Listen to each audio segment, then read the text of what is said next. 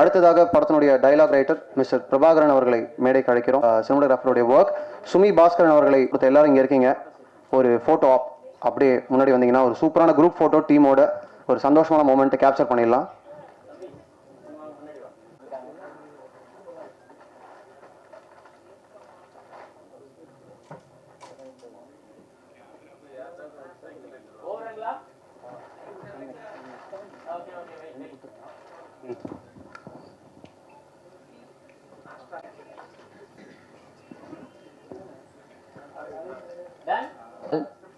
இந்த மூவி வந்து பண்ணதில் என் பேர் சாய் கணேஷ். இந்த மூவி வந்து பண்ணதில் ரொம்ப ஹாப்பியாக இருக்கோம் எல்லாருமே. ஃபஸ்ட்டு இந்த மூவியோட எங்களுக்கு இது எப்படி வாய்ப்பு கிடச்சிதுன்னா கலைத்தாய் அறக்கட்டளையில் தான் ஃபஸ்ட் நான் தேங்க் பண்ணோம். அங்கே இருக்க சிலம்பம்லாம் நாங்கள் கற்றுக்கிட்டு இருக்கோம். அது இல்லைன்னா இங்கே யாராலையும் எங்களால் இந்த மூவியில் ஆக்ட் பண்ண சான்ஸ் கிடச்சிருக்காது. நெக்ஸ்ட்டு கமலக்கண்ணன் சாருக்கு தேங்க் பண்ணுறேன். எல்லாருமே தேங்க் பண்ணிட்டுருக்கோம். நந்தகுமார் சார் அவர் தான் எங்களுக்கு ஆக்டிங் சொல்லி கொடுத்தாரு. ஒரு 45 to 50 டேஸ்க்குள்ளே அவர் தான் சொல்லி கொடுத்தாரு. அவர் ஆக்ட் சொல்லி கொடுக்கலன்னா இந்த ஆக்டிங் வந்திருக்காது. அப்புறம் இந்த ஹோல் டீம் கூட எப்போ இந்த டே வரும்ன்ட்டு ரொம்ப நாள் வெயிட் பண்ணிட்டு இருந்தோம். இன்றைக்கி வந்திருக்கு. ரொம்ப ஹாப்பியாக இருக்கோம். இதே மாதிரியே அடிக்கடி ஹாப்பியாக இருக்கணும்னு தேங்க் பண்ணிக்கிறேன். ஸோ ஸ்வீட்ரா தம்பி. டே best speech of the day already. அனைவருக்கும் வணக்கம். என் பேர் ரத்தீஷ். இந்த படத்தில் என் பேர் வந்து அங்குராஜ். எனக்கு இந்த வாய்ப்பு எப்படி கிடச்சுன்னா கலைத்தாய் மூலியமாக கிடச்சிச்சு. நான் 4 வருஷமாக சிலம்பத்துக்கு போயிட்டுருக்கேன். அப்புறம் நடிக்கிறதுக்கு வந்து எனக்கு நந்தகுமார் மாஸ்டர் தான் சொல்லி கொடுத்தாரு. ஒரு 75 பேர்த்தில் நாங்கள் 5 பேர் தேர்வாகி இந்த படத்துக்கான வாய்ப்பு எங்களுக்கு கிடச்சிச்சு. இந்த படத்துக்கு வாய்ப்பு கொடுத்து கமலக்கண்ணன் சாருக்கு ரொம்ப நன்றி சொல்கிறோம். நன்றி. சூப்பர். அடுத்து அனைவருக்கும் மாலை வணக்கம். என் பேர் ராகவன். இந்த கலைத்தாய் அறக்கட்டளைங்கிறது எனக்கு கிடைக்கலைன்னா இந்த வாய்ப்பே எனக்கு கிடச்சிருக்காது. இந்த பட வாய்ப்புங்கிறது நாங்கள் 100 பேர்த்துக்கிட்டே இருந்தோம். அந்த 100 பேர்த்துலேருந்து 5 பேர்த்து செலக்ட் பண்ணுறதுங்கிறது பெரிய விஷயம் எங்கள் வீட்டில் சொன்னாங்க. அதே தான் இந்த நாங்கள் ஒவ்வொரு கிளாஸ் அந்த நடிக்கிற கிளாஸ்ன்னு சொன்னாங்க. ஒவ்வொரு கிளாஸாக வச்சாங்க. அந்த கிளாஸில் ஒவ்வொரு கிளாஸ் கூட நான் தவறாமல் நான் போயிட்டு இருந்தேன். அந்த மூலியமாக தான் எனக்கு இந்த வாய்ப்பு கிடச்சிது. இந்த வாய்ப்பு கிடைக்கிறதுக்கு நான் ரொம்ப கொடுத்து வச்சுருக்கணும். ரொம்ப தேங்க்யூ. என் பேர் சந்தோஷ். படத்தில் வந்து என் பேர் மாரியப்பன். இந்த வாய்ப்பு எப்படி எனக்கு கிடச்சிச்சின்னா கலைத்தாய் அறக்கட்டளை மூலியமாக தான். இவங்க சொன்ன மாதிரி தான் 100 பேர்த்துலேருந்து 5 பேர்த்த தேர்வு செய்கிறது ரொம்ப கஷ்டம்தான். அப்படியும் நாங்கள் தேர்வு செஞ்சு இப்படி நடிக்க சொல்லி கொடுத்த நந்தகுமார் மாஸ்டருக்கு ரொம்ப நன்றி சொல்லிக்கிறேன். அடுத்து செலக்ட் பண்ணி எங்களுக்கு படத்தில் நடிக்க வச்ச கமலக்கண்ணன் சாருக்கும் நல்ல வாய்ப்பு எனக்கு கமலக்கண்ணன் சாருக்கு வாய்ப்பு கொடுத்துருக்கேன். நன்றி சொல்லிக்கிறேன். இத்தனை இதுக்கு முன்னாடி என்னால் பேச முடியல. சூப்பர்ரா.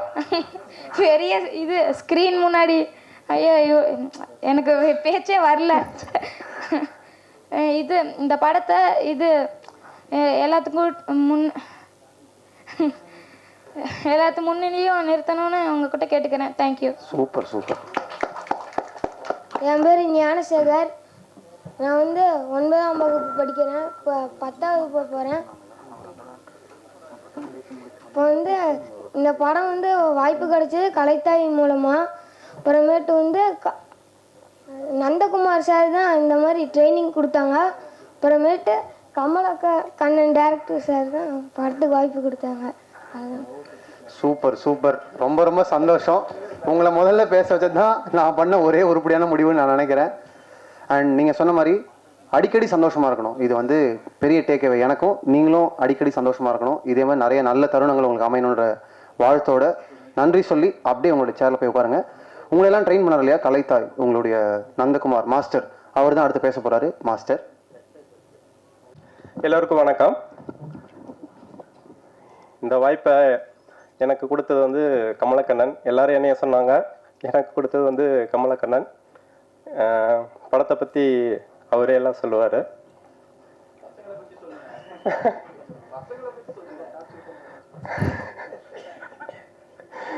பசங்க ரொம்ப அன்பான பசங்க. அவங்களோட ஆக்சுவலாக எங்களுக்கு ட்ரைனிங் கொடுக்குறப்ப கமலாக்கண்ணன் ஒரு விஷயம் ரொம்ப முக்கியமாக சொல்லியிருந்தாரு.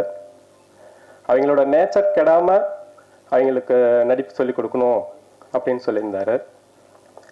ஏன்னா ஒவ்வொரு குழந்தைகிட்டையும் ஒவ்வொரு விதவிதமான பூக்கள் மாதிரி அவங்கள ஒரே மாதிரியான பூ ஆக்கிடக்கூடாது அப்படிங்கிறதுல வந்து கமல் வந்து எப்போதும் வந்து கான்சியஸாக இருந்தார். அதை அடிக்கடி சொல்லிகிட்டே இருந்தார். எனக்கும் நடிப்பு சொல்லி கொடுக்குறப்ப டெம்ப்ளேட் ஆக்டிங் வந்து நாங்கள் எங்கேயும் செய்யறதில்ல, எனக்கு வராதது. நேச்சர் குறையாமல் சினிமாவோட தன்மை கெட்டு விடக்கூடாது, நடித்து அதை கெடுத்துடக்கூடாதுங்கிறத நாங்கள் ஃபாலோ பண்ணுறோம். அவ்வளோதான். நன்றி. படத்தை பற்றி சொல்லணும்னா, நம்ம இப்போ சாப்பிட்றோம் இல்லைங்களா, அந்த சாப்பாட்டை ஒரு சட்டியில் தான் சமைக்கிறோம், ஒரு பாத்திரம் வச்சு. இதுக்கு முன்னாடி ஒரு சட்டி வச்சுருப்போம். அதுக்கு முன்னாடி அதுக்கு முன்னாடி ஒரு கல்லில் வச்சுருப்போம். அந்த கல்லை குழி பண்ணி அடியில் தீ வச்சு சமைக்க கற்றுருப்போம். இப்படி ஒவ்வொன்றையும் அனுபவத்தின் மூலிமா நம்ம கற்றுக்கிட்டோம் இல்லையா. அப்படி நம்ம வாழ்க்கையை கற்றுக்கிறதுக்கு அனுபவமாக இருக்கிறது, அனுபவத்தின் வழியாக கற்றுக்கிறதுக்கு இருந்த ஒரு பொருள் தான் சைக்கிள். அந்த சைக்கிளை பற்றின படம் தான் இந்த குரங்கு படல். நன்றி.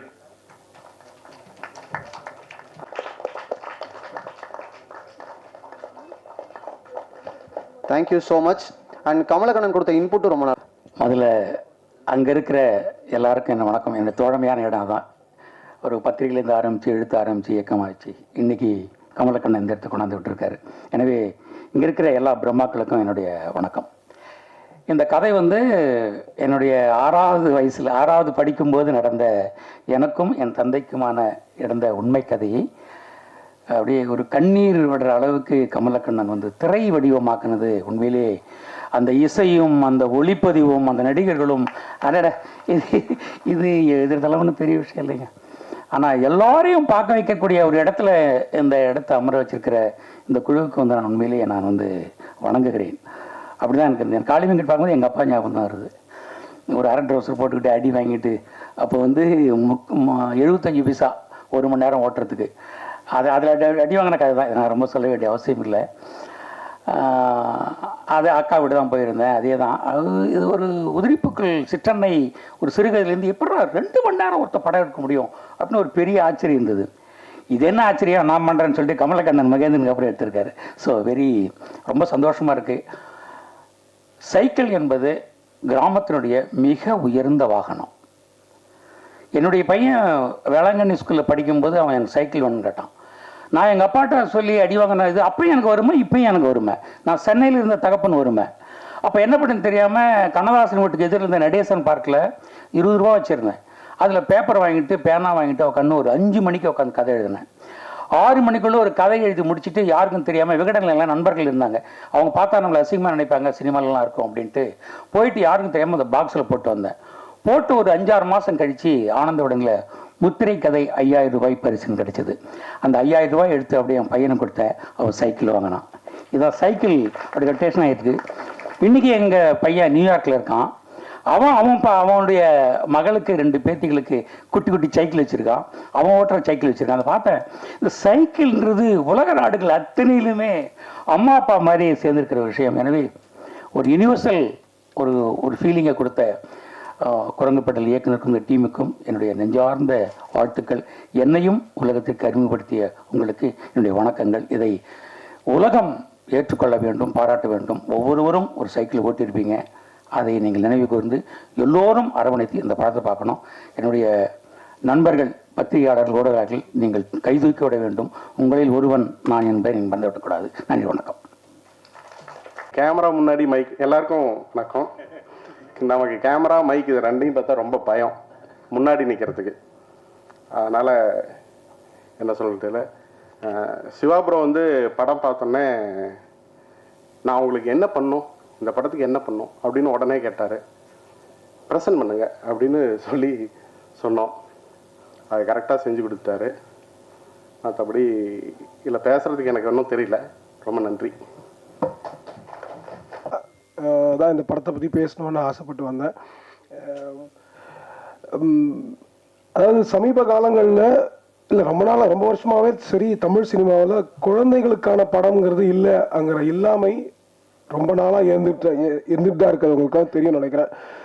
என் பசங்களை நான் இன்னைக்கு ஸ்கூல்லேருந்து எங்கேயோ வந்துட்டு கொஞ்சம் வெளியில் எங்கேயாவது கூப்பிட்டு போகணும், போய் தேட்டருக்கு கூப்பிட்டு போனோம் அப்படின்னா நான் வந்து பசங்க விரும்பக்கூடிய படங்கள்னு எடுத்துகிட்டு போய் காட்ட ஆரம்பித்தோம்னா அது வன்முறையான படமாக மட்டும்தான் இருக்குது.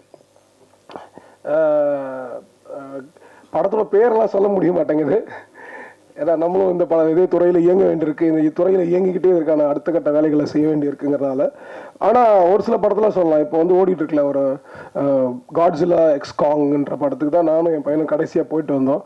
அவன் சந்தோஷமாக இருந்ததை நினச்சி எனக்கு கவலையாக இருந்துச்சு. ஆக்சுவலாக ஒரு பையன் வந்து புள்ள வந்து சந்தோஷமாக இருக்கிறத பார்த்து கவலைப்பட வேண்டிய கட்டாயத்தில் நான் மட்டும் இல்லை, நீங்கள் எல்லாருமே இருக்கீங்க, நம்ம எல்லாருமே இருக்கோம், ரொம்ப வருஷமாக இருக்கோங்கிறது தான் மிகப்பெரிய பிரச்சனையாக இருக்குது. இதை நம்ம தெளிவாக புரிஞ்சிக்க வேண்டிய கட்டாயம் இருக்குது. நம்ம பிள்ளைங்க வந்து இதே சமூகத்தில் தான் வந்து ஒரு குழந்தை அப்யூஸ் பண்ணப்படுது, ஒரு குழந்தையோட முகத்தில் ஆசிட் ஊற்றப்படுது, ஒரு பையன் இன்னொரு பையனை வெட்டுறான், கொல்றான், குத்துறான். அவ்வளோ தூரம் கூட போக வேண்டிய அவசியம் இல்லை. சாதாரணமாக ஒரு பையன் முன்னாடி உட்காந்துருக்கிற பையன் உட்காரதுக்கு முன்னாடி சேரை இழுத்து விடுற குறைஞ்சபட்ச வன்முறையுமே கூட நம்ம எல்லாருக்கிட்டையும் இயங்கிக்கிட்டு தான் இருக்குது. இதெல்லாம் நடந்துக்கிட்டு தான் இருக்குது. இதையெல்லாம் நம்ம பார்த்தும் பார்க்காமலும் கண்டும் காணாமலும் ஒரு ஒரு அவமானப்பட்ட வாழ்க்கை தான் வாழ்ந்துட்டு இருக்கோம். அதற்கு ரொம்ப முக்கியமான காரணம், முக்கியமான ஆட்களாக இருக்கிறது யாருன்னா நம்ம எல்லாருமே. முக்கியமாக இந்த அரங்கில் இருக்கக்கூடிய ஊடகவியலாளர்கள் எல்லாருமே தான் காரணம். நம்ம எந்த படத்தை எடுக்கிறோம், எந்த படத்தை ரசிக்கிறோம், எந்த படத்தை ஊக்குவிக்கிறோம், எந்த படத்தை நம்ம மக்கள்கிட்ட இன்னும் அதிகமாக கொண்டு போய் மேலும் மேலும் சேர்த்துட்டு இருக்கோம், எந்த படத்தை விமர்சிக்காம விடுறோம், எந்த படத்தை அளவுக்கு அதிகமாக விமர்சிக்கிறோம். இது எல்லாமே நம்ம எல்லாரையுமே, நான் வந்து ஒருத்தர் தனியாக சொல்லிடல, நம்ம எல்லாரும் சேர்ந்து தான் செஞ்சுக்க வேண்டிய கட்டாயம் இருக்கு. ஸோ இன்னைக்கு குழந்தைகளுக்கான படங்கள், அதாவது குழந்தைங்களை வச்சு எடுக்கக்கூடிய படங்கள்லாம் குழந்தைங்களுக்கான படங்கள்னு இன்னும் படித்த பெரிய மேதாவிகளை பேசி தீர்றாங்க. குழந்தைங்களை வச்சு எடுத்துக்கிட்டு இருக்கிற படங்கள், அதாவது படத்தில் குழந்தைகள் வந்துட்டாங்கன்னாலோ குழந்தைங்களை பற்றின சப்ஜெக்டை வச்சு ஒரு படம் வந்துருச்சுனாலே கூட அதை வந்து குழந்தைங்களுக்கான படங்களாக நம்ம நினச்சிட்டு இருக்கோம். குற்றம் கடிதல்னு என்னோட திரைப்படம், அது குழந்தைங்களுக்கான படம் கிடையாது, குழந்தைகளை பற்றிய படம். ஆனால் குழந்தைகளுக்கான படங்கள்னு நீங்கள் பார்த்தீங்கன்னா கடைசியாக எந்த படம்னு எனக்கே தெரியல. யோசிச்சு பார்த்தா அப்படிப்பட்ட படங்கள் ரொம்ப ரொம்ப குறைவான படங்கள் தான் வந்துகிட்டு இருக்கு. அந்த வரிசையில் ரொம்ப வருடங்கள் கழிச்சு குழந்தைகளுக்கான படமாக குரங்கு பெடல் வந்திருக்கு. அது ரொம்ப ரொம்ப ரொம்ப பிடிச்ச படமா எனக்கு இருக்கு பர்சனலா. இன்னைக்கு நீங்க எல்லாருமே பார்த்துருப்பீங்க. நான் இதை பேச வர்றதுக்கு முன்னாடி குயிக்கா உங்க ட்விட்டர்ல உங்களுடைய கமெண்ட்ஸ் எல்லாமே பார்த்துக்கிட்டு ரிவ்யூஸ் அதோடைய ரேட்டிங்லாம் இருக்கு, அதெல்லாத்தையும் பார்த்துட்டே தான் வந்து அது எனக்கு ரொம்ப சந்தோஷமா இருக்கு. ஏன்னா ஆக்சுவலா நீங்களாம் என்ன பேசுவீங்க, நீங்களாம் என்ன பேச போறீங்கன்றதை கேட்கறதுக்காக ரொம்ப ஆசையா வந்தேன்.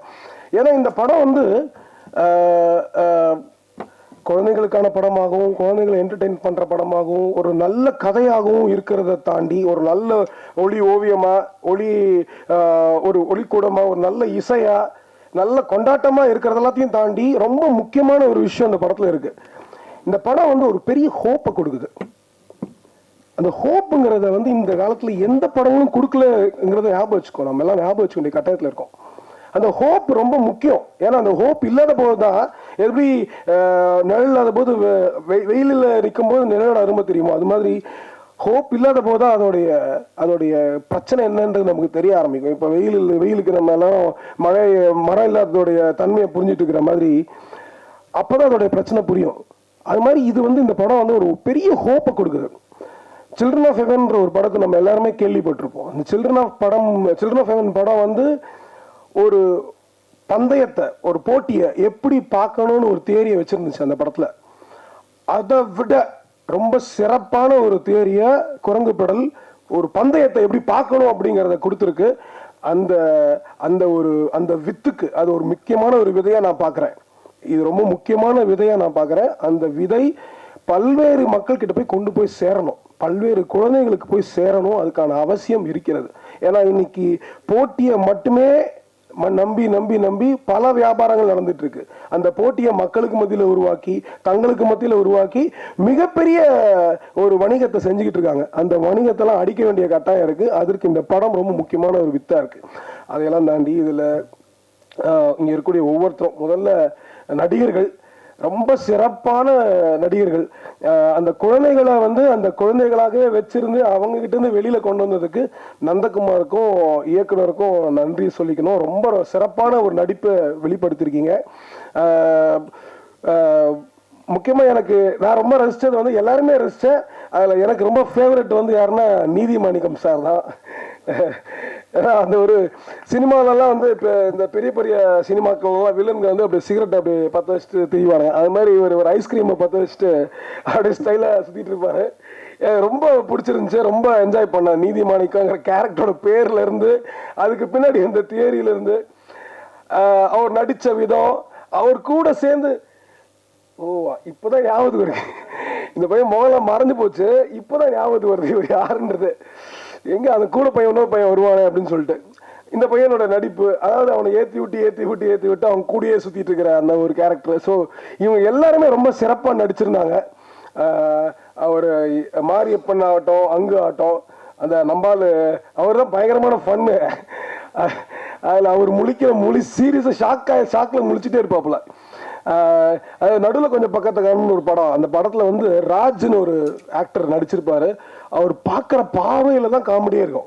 சுற்றி நின்று பார்க்குற ஃபன்னை விட அதே மாதிரி அவர் பார்க்குற பார்வையிலே ஒரு ஃபன்னு, பயங்கரமான ஃபன்னு உருவாகிருக்கும்.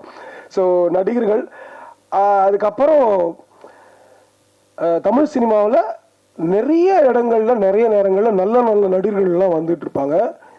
அப்படிப்பட்ட சிறந்த நடிகர்கள் ஒருத்தராக காளி வெங்கட் இருக்கிறாங்க. பயங்கரமான நடிகர் அவர், பயங்கர சிறப்பான நடிகர். அவரோட ப்ரெசன்ஸே வந்து ஆக்சுவலாக அந்த இடத்துல ரொம்ப ஒரு வித்தியாசத்தை உண்டு பண்ணியிருக்கு. ஒரு இயல்பாக நடிக்கிறதோடு மட்டும் இல்லாமல் சரியான மாற்றங்களை, மனமாற்றங்களை முகத்தில் கொண்டு வரதுங்கிறது அது சாதாரண விஷயம் இல்லை. ரொம்ப சிறப்பாக செஞ்சுருக்கீங்க, ரொம்ப நன்றி. அது பெரிய, இந்த படத்துக்கு மிகப்பெரிய பலம் காளி வெங்கட்.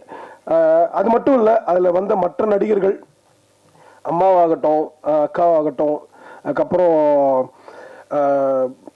மற்ற நம்ம ஜென்சன்லாம் வந்து காமெடியை வந்து ரொம்ப கேஷுவலாக கையில் வச்சுட்டு திரிகிறாப்புல. அவர் பிரசன்னா, நக்கலைட்ஸ் பிரசன்னா அவர்கள் எல்லாருமே அது நடிகர்களாக மட்டும் இல்லாமல் அந்த கதை பாத்திரங்கள் எழுதப்பட்ட விதமே ரொம்ப நல்லா இருக்கு. சாரி, நான் ரொம்ப நேரம் எடுத்துக்கிறேன் நினைக்கிறேன். சுருக்கமாக இதை மட்டும் சொல்லிடணும்னு ஆசைப்பட்டேன். கதை பாத்திரங்கள் வந்து அங்கதான் அந்த குட்னஸை பற்றியும் நான் பேசணும்னு நினச்சேன். அதாவது ஒரு ஹோப்பை பற்றியும் குட்னஸை பற்றியும் இந்த படம் வெளியில் கொண்டு வந்துட்டு இருக்கு. ஒரு வாத்தியாருங்கிறவன் வகுப்பறையில் எப்படி இருப்பான், வகுப்பறைக்கு வெளியில் எப்படி இருப்பான் அப்படிங்கிற ஒரு விஷயம் ஆகட்டும், ஒரு ஒரு ஒரு ஒரு மிலிட்ரி கதாபாத்திரம் வரக்கூடியவராகட்டும், இல்லை ஒரு குடிகாரராக அதில் யதார்த்தமான ஒரு ஆளாக இருந்ததாகட்டும், இன்னொரு முக்கியமான ஒரு கேரக்டர் இருக்குது. சின்ன வயசுலேருந்தே அப்பா கூடயே படித்து வளர்ந்து இப்போது பப்பட் ஷோ பண்ணிகிட்டு இருக்கு, அந்த பொம்மலாட்டம் பண்ணிக்கிட்டு இருக்கிற ஒரு கேரக்டர். அந்த பந்தயத்தை பற்றின ஒரு முக்கியமான ஒரு வித்தை அவர் தான் முதல்ல அந்த பையனுக்கு கொடுத்துருப்பாரு அப்படின்னு நான் பார்க்குறேன் அந்த படத்தில். அதற்கு அப்படி தான் எழுதப்பட்டிருக்கு அந்த கதை பாத்திரம். இந்த பாத்திரங்கள் ரொம்ப ரொம்ப சிறப்பான பாத்திரங்கள். இந்த பாத்திரங்களை குழந்தைகள் பார்க்க வேண்டும், உள்வாங்க வேண்டும். இப்படி உள்வாங்குவது மட்டும்தான் நம்மளுடைய சமூக மாற்றங்கள், நாட்டில் இருக்கக்கூடிய மிகப்பெரிய மாற்றங்கள்லாம் உருவாக ஆரம்பிக்கும். ஸோ அந்த கதை பாத்திரங்களை உருவாக்கின இயக்குனருக்கும் எழுத்தாளர்களுக்கும் நன்றி. அதுக்கப்புறம் எடிட்டர் அவர்களுக்கும், அப்புறமா பாஸ்கர் வந்து எனக்கு நிறைய நீண்ட நாள் நண்பர். இந்த இடத்துல நான் சொல்லிக்கணும்னு ஆசைப்படுறேன். குற்றம் கடுதலை வந்து நாங்கள் எடுத்து முடிச்சு எல்லாம் வச்சிருந்ததுக்கப்புறம் ஒரு 3 நண்பர்களை கூப்பிட்டு காமிச்சோம். நலன்குமார் சாமி வந்தார், அதுக்கப்புறம் வந்து பாஸ்கர் வந்தார், அதுக்கப்புறம் வந்து ஸ்ரீனிவாஸ் கவினம் வந்தாங்க. 3 பேர் வந்து பார்த்தாங்க. எல்லாரும் பிடிச்சிருந்து பேசிட்டு போகும்போது இவர் மட்டும் எதுவும் பேசவே இல்லை. எந்திரிச்சு சட்டுன்னு ஒரு 500 ரூபாய் எடுத்து கொடுத்தாரு. உங்களுக்கு இந்த படத்துக்கு நிறைய காசு கிடைக்கும், ஆனால் இந்த நாம் கொடுக்குற முதல் காசு இதுதான் அப்படின்னு சொல்லி, அதாவது ஒரு படத்தை எப்படி விரும்புகிறாங்க, அந்த மனம் என்னவா இருக்கு அப்படிங்கிறதுக்கு எங்களுக்கு முதல்ல கிடைச்ச அந்த உற்சாகம். அதுக்கப்புறமா நிறைய அவார்டு வந்துச்சு, பணம் வந்துச்சு, ஏதோ வந்துச்சு. ஆனால் எங்களுக்கு கொடுத்த முதல் ரெக்கக்னிஷன் வந்து எங்கள் பாஸ்கர் தான், ஒளிப்பதிவாளர். அந்த அன்பை தான் நாங்கள் எப்படி ஈடு கட்ட போகிறோம்னே தெரியல. அதுக்கு தான் இன்னும் தவிச்சிட்டே இருக்கோம். மிகப்பெரிய ஒரு ஒரு ஒரு படத்தோட விரும்பிங்கிறத மட்டும் இல்லாமல் ஒளிப்பதிவை நீங்கள் மிக சிறப்பாக பண்ணியிருக்காரு. ரொம்ப திருப்தியான ஒரு ஒளிப்பதிவாக இந்த படத்தில் இருக்குது. யங்கர் ஜென்ரேஷன் ரொம்ப என்ஜாய் பண்ணுறாங்க. நான் நிறைய இன்னைக்கு பசங்களை பார்க்க வேண்டிய வாய்ப்பு இருந்துச்சு. குரங்குபுரத்தில் ட்ரைவர் காமிச்சேன். நிறைய சின்ன பசங்க சினிமாட்டோகிராஃபி நல்லா இருக்குன்னு சொன்னாங்க, சின்ன பசங்க. ஸோ உங்கள் எல்லாருக்கும் வாழ்த்துக்கள். அப்புறம் நண்பர் ஜிப்ரான் அவர்கள், ஜிப்ரானுக்கு வந்து எப்படி நன்றி சொல்கிறேன்னு தெரியலை. ப்ளஸ் இது வெரி ப்ளசண்ட்டான ஒரு அனுபவமாக இருக்குது.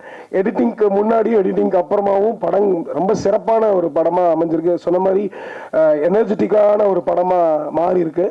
அது ரொம்ப நன்றி. அண்ட் பாடல்களுக்கு உங்களுடைய பாடல், உங்கள் இசைக்கும் பாடல் எழுதிய வாய்ப்பு கிடச்சிது, அந்த வாய்ப்புக்கும் ரொம்ப நன்றி. அதை பற்றி நீங்கள் பேசுவீங்கன்னு நான் பிரியப்படுறேன். ஏன்னா நான் பேசக்கூடாது, இப்போ அதை பற்றி நீங்களே பேசிடுங்க மரியாதையா. ஓகே.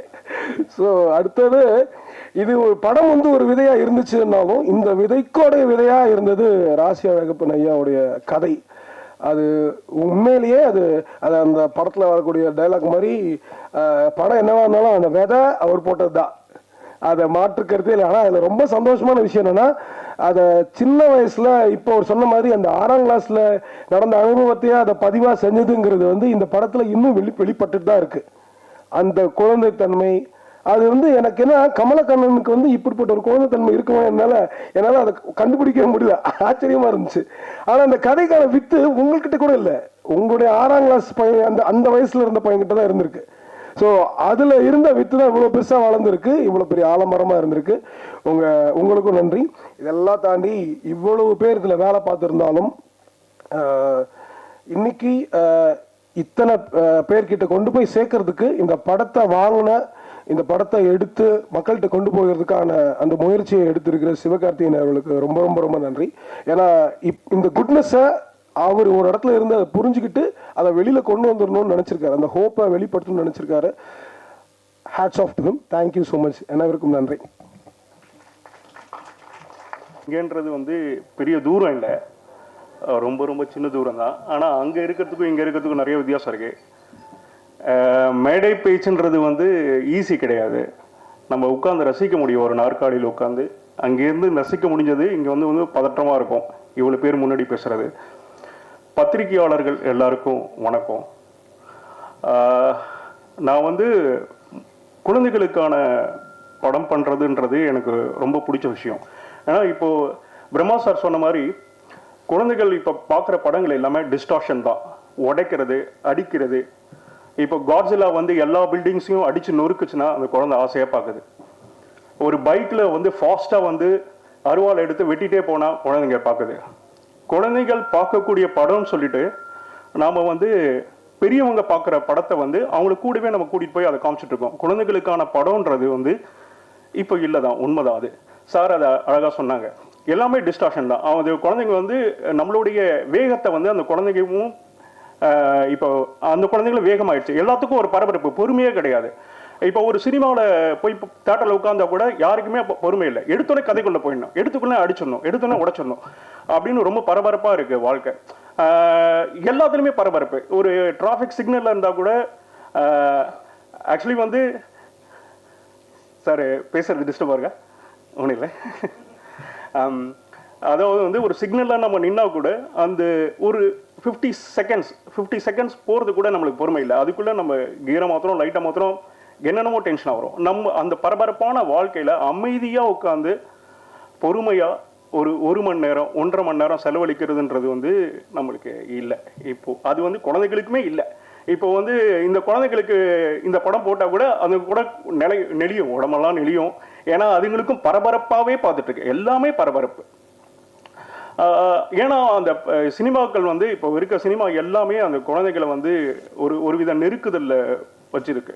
இயல்பான இயற்கையான குழந்தைகளை அறிவாளியாக ஆக்க நம்ம ரொம்ப முயற்சி பண்ணுறோம். ஆனால் குழந்தைகள் வந்து அவங்களுடைய அந்த எப்படி சொல்கிறது, அறியாமை தான் அழகு ஒரு குழந்தைக்கு. எப்பொழுதுமே ஒரு மரத்தை போய் தொடுறதோ, ஒரு இலையை போய் தொடுறதோ, ஒரு பூவை ரசிக்கிறதோ இப்போ எந்த குழந்தையும் பண்ணுறதில்ல. நீங்கள் எடுத்துன்னு போயிட்டு ஒரு மரத்தாண்ட குழந்தை எடுத்தீங்க, இதில் என்ன இருக்குது அப்படின்னு சொல்லிட்டு மொபைலில் தான் எடுக்கும். ஒரு பூவை அது தொட்டு கொடுங்க, அதுக்கு தொடு உணர்வுன்றது இப்போ இல்லை. அது எல்லாமே டிஜிட்டல் ஸ்க்ரீனில் தான் இருக்குது. அதோட விரல்கள் எல்லாமே டிஜிட்டல் ஸ்க்ரீன் தான் இருக்குது. அது தொடு உணர்வு, அந்த இந்த பூவை தொட்டா என்னாகும், இந்த இலையை தொட்டானாவும், இது என்ன வாசமும் குழந்தைங்க கிட்ட கிடையாது இப்போதைக்கு. அவங்களுக்கு எல்லாமே வந்து வாசமற்ற பொருள், தொடு உணர்வற்ற ஒரு ஒரு செயற்கைத்தனமான வாழ்க்கை தான். நீங்கள் எந்த குழந்தையும் நீங்கள் காலையில் குழந்தை ஏஞ்சோடனே ஒரு நீங்கள் ஜன்னலை ஓப்பன் பண்ணிட்டு பார்ப்பா மாமரம் இருக்கு பாரு வேடிக்கை பாரு என் மாமரம் தான் இருக்கு தெரியும் அதில் என்ன இப்போ அப்படின்னு தான் பார்ப்போம் அதை. அந்த சூழ்நிலை வந்து இப்போ போயிட்டு இருக்கு. இன்னும் வருங்காலத்துலேயும் வந்து ரொம்ப பயமாக இருக்குது. இந்த டிஜிட்டல் உலகம் வந்து குழந்தைகளை என்னவா ஆக்கும், என்னவா மாற்றும் அவங்க அப்படின்ற ஒரு கவலை இருக்குது. அதே மாதிரி சந்தர்ப்பத்தில் நாம் வந்து நம்மளுக்கான ஒரு தேவை இருக்குது. இதே மாதிரி திரைப்படங்கள் நம்ம வந்து குழந்தைகளை பார்க்க வைக்கலாம். இந்த படம் நாங்கள் பண்ணிட்டதுனால இதை வந்து பாருங்க அப்படின்றதுக்காக சொல்ல, பொதுவாக இதே மாதிரி. ஏன்னா இப்போ நம்ம ஹாலிவுட் ஃபிலிம் சொல்லிட்டு இருக்கோம். ஆனால் அவங்க கண்ட்ரீஸ்லேயுமே வந்து குழந்தைகளுக்கான படம் தனியாக இருக்குது. அதில் வன்முறை இருக்காது. பேம்பி இருக்கு. பேம்பி இப்போ எந்த குழந்தை பார்க்காது. பேம்பி எத்தனை போய் காமிச்சோன்னா பார்க்காது. அது இப்போ பார்க்கணும் காட்ஸில்லா தான் பார்க்கும். இப்போ 10ஆம் தேதி ரிலீஸ் ஆகும் போது பிளானட் ஏப்ஸ் அதான் பார்க்கும். ஏன்னா எல்லாத்துலேயும் அடித்து உடச்சி அதுக்கு ஆண் கத்துனா தான் பிடிக்குது. அப்போது இந்த மாதிரி சூழ்நிலையில் நம்மளுக்கு ஒரு சிறு பொறுப்புணர்வு இருக்குது. பேரண்ட்ஸாக நானும் 2 குழந்தைக்கு அப்பா. பேரண்ட்ஸாக நம்மளுக்கு ஒரு பொறுப்புணர்வு இருக்குது. குழந்தைகளுக்கு என்ன காமிக்கணும், என்ன கேட்கணும், என்ன பார்க்கணும் அப்படின்ற ஒரு பொறுப்புணர்வு நம்மளுக்கு ரொம்ப முக்கியம். அப்போது அந்த ஒரு பொறுப்புணர்வுக்கான ஒரு சின்ன ஒரு முயற்சி தான் இந்த படம். அதனால இந்த படம் சொன்னவனே, கமல் என்கிட்ட சொன்னவனே எனக்கு ரொம்ப பிடிச்சிருந்தது. குழந்தைகளுக்கான படம் இல்லை இப்போ. அதாவது குழந்தைகள் வந்து குழந்தைகளான கனவு இருக்காது. அது வீட்டில் கஷ்டம் இருக்கும், அது அந்த குழந்தைகள் கேரி பண்ணும். வீட்டில் அப்பா அம்மா கஷ்டப்படுறாங்க, அது அந்த குழந்தைங்க பார்த்துக்கும். இது மாதிரி பிரச்சனையை மையப்படுத்தி அதில் குழந்தைகளை வந்து ஈடுபடுத்தி அப்படிதான் படம் இருக்கு. குழந்தைகளுக்கான கனவு, குழந்தைகளுக்கான ஆசை அப்படின்ற படமே இல்லை. குழந்தைகளுக்கான படமே இல்லை. அதில் இது ஒரு சிறு முயற்சி தான். ஆனால் அந்த சிறு முயற்சியை இவ்வளோ பெரிய மக்கள் கிட்ட கொண்டு போய் சேர்க்கறதுக்கு வந்து மிகப்பெரிய ஒரு நிறுவனத்தால் தான் முடியும். சிவா சார் வந்து இந்த படத்தை ரிலீஸ் பண்ணுறது வந்து எங்களுக்கு ரொம்ப ரொம்ப சந்தோஷம். இது வந்து எப்படி சொல்கிறதுனா, நமக்கு இவ்வளோ திறமை இருந்தாலும் அந்த திறமைக்கான ஒரு அங்கீகாரமோ அறிமுகமோ நம்மளுக்கு கட்டாய தேவை. அதுவும் சிவகார்த்திகேயன் மாதிரி பெரிய ஸ்டார் இது பண்ணும்போது எல்லாருக்கிட்டையும் வெகுஜன மக்கள்கிட்ட கொண்டு போய் சேரும். நீங்கள் எல்லாரும் இந்த படத்தை ரொம்ப ரசிச்சிருப்பீங்கன்னு நினைக்கிறேன். உங்களுக்கு எழுத்துக்கள் மூலமாகவும் உங்களுடைய சமூக வலைத்தளத்தோட இது மூலமாகவும் மக்கள்கிட்ட கொண்டு போய் சேர்ப்பீங்கன்னு நினைக்கிறேன். நன்றி, வணக்கம். வணக்கம். வரிசையை மாற்றினீங்க, இப்படி திடீர்னு கோத்து விட்டீங்க. எனக்கு மேடை பேச்சு வராது, இது உண்மைதான். என்னென்னா, இந்த மாதிரி ஒரு ப்ரெஸ் மீட்டோ இல்லை இந்த மாதிரி இப்படி வந்து நிற்கிறது வந்து இது எனக்கு ஃபர்ஸ்ட் டைம். எனக்கான முதல் படத்தையும் முதல் ப்ரெஸ் மீட்டையும் அமைச்சு கொடுத்த கமல்நாக்கு நன்றி. யூடியூப்ல இருந்து சினிமாவுக்கு வர்றது அப்படிங்கிறது வந்து பொதுவாக பிரபலத்தின் அடிப்படையில் தான் இன்றைக்கி நடந்துகிட்ருக்கு. அதை தாண்டி நடிப்பின் அடிப்படையில் வர்ற ஒரு ஒரு ஒரு ஒரு ஆளாக நம்ம எல்லாரும் இருக்கணும் அப்படின்னு நக்லைட்ஸில் வந்து நாங்கள் ஆரம்பத்துலேருந்தே அப்படி சொல்லி தான் நாங்கள் ட்ரெயின் பண்ணப்பட்டோம். வெறுமனே ஒரு ஒரு பேசிக் ஃபேமை வச்சுட்டு உள்ளே போய் யூ கான் சர்வைவ் அப்படிங்கிறது அது வந்து இங்கே சினிமாவில் வந்து திணறாமல் இருக்கிறதுக்கு பெரும் உதவியாக இருக்குது. அதுக்கு என்னோட மென்டார் பிரசன்னாக்கு நன்றி. இந்த படத்தில் என் கூட நடித்தது, அவர் கூட இருந்தது வந்து மிகப்பெரிய தைரியத்தை கொடுத்துச்சு. இந்த படம் எந்த அளவுக்கு ப்ரீஸியாகவும் ப்ளசண்ட்டாகவும் இருக்கோ அதை விட டபுள் மடங்கு இந்த ஷூட்டிங் ப்ராசஸ் அப்படி தான் இருந்தது. காலையில் ஒரு 9-9:30 போய் நின்னோம்னா பொதுவாக பரபரப்பாக இருக்கிற ஒரு சினிமா செட்டு தான் பார்ப்போம். அங்கே வந்து ரொம்ப ரிலாக்ஸ்டாக, எங்களுக்கு அப்புறம் நிதானமாக லாங் ஷாட்டில் அப்படி மெதுவாக டைரக்டர் நடந்து வருவார். அப்படி வந்து இன்னைக்கு என்ன ஏன் அப்படிங்கிற மோட்லேயே தான் இருப்பாங்க.